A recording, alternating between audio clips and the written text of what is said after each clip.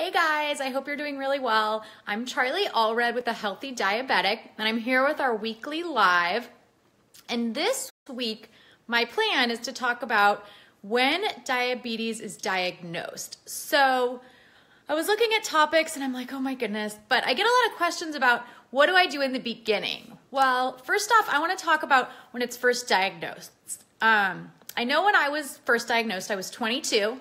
I was having low back pain actually. And I kept going to the doctor and thought I had a kidney infection, thought I had this. They weren't sure what was going on.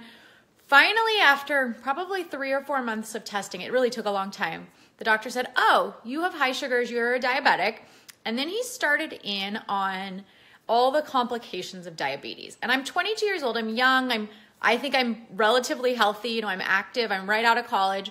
And he's like, okay, you have a lower life expectancy. And I was like, what? Like, are you kidding me? This doctor's saying this to me? I'm a 22-year-old girl, I can't believe this. So I kind of stopped listening at that point. I was just like, yeah, that's nice.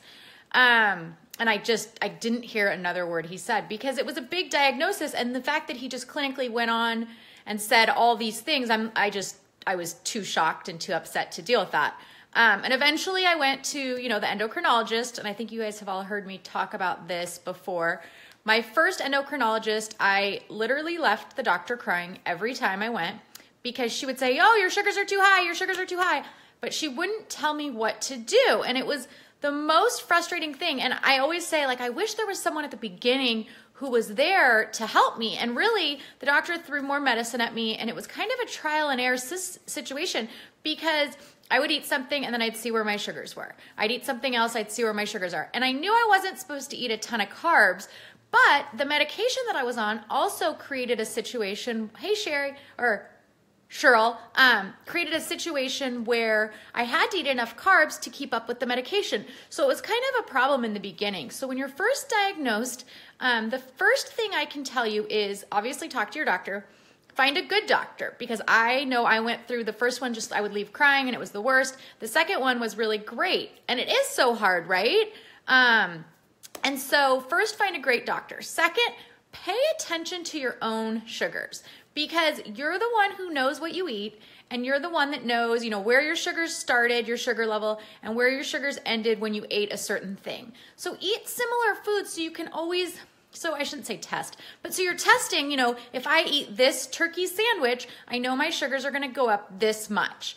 And eating the same foods really helps you in your medication too, because then you know how much medication you need with each food. If you're always eating new things, it really is hard. I know I always say parties and eating out are the hardest for me. And I love eating out. We do eat out, but I end up with my sugars higher than I'd like because we ate out and I'm not sure how many carbs there are. And then sometimes, even if I know the carbs, I look them up, sometimes they're not correct and I still need a little more insulin. So it's kind of a guessing game, especially at parties where you don't pay attention to what you're eating. And then again, eating out, it's very hard.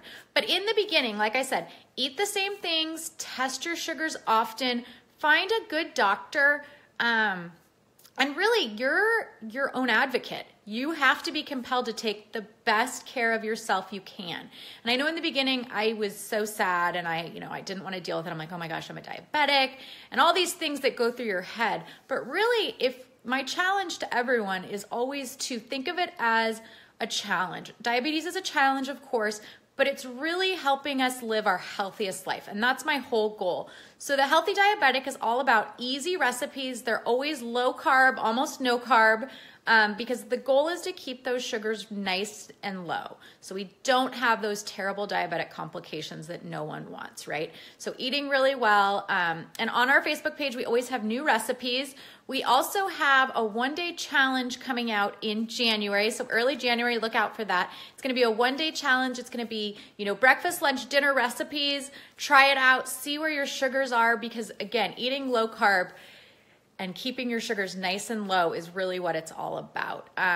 Also, already on Amazon is our blood sugar hacks. So really quick and easy tips and tricks to keep your blood sugar low. So look for that. That's already there, blood sugar hacks. And then we have our free snacks guide too. So that's on the Facebook page. So if you haven't grabbed that, grab the free snacks guide. Again, ask me any questions.